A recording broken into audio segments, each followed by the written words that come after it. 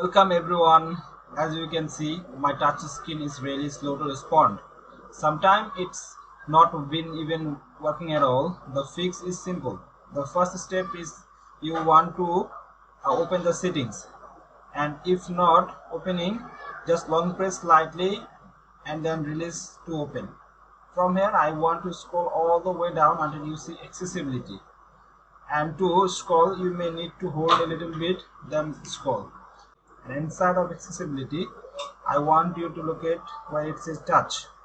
And remember, I'm holding slightly and then releasing to get the touch to work. And under touch accommodation, let's tap on this one. And if touch accommodation is on, turn off hold duration. And if you don't use this feature, turn off touch accommodation entirely. And now the screen is working well. But if touch accommodation just not turned on, then what you are going to do is into the multitasking view, and you may hear some people say leave your apps and games in the background.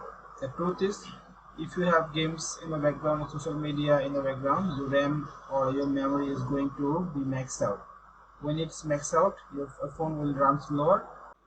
You need to close out of your games and your apps, close them out and see if that helps.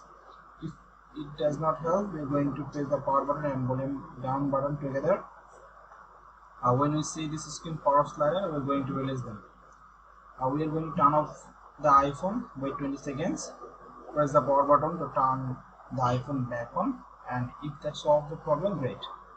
If it does not, then your touch screen is faulty. Try to wipe it with the cloth, remove a screen protector if you have one.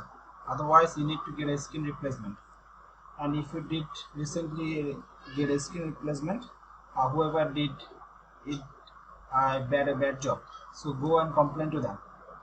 With that being said, if you would like to help support the channel, please do check the description. Bye bye.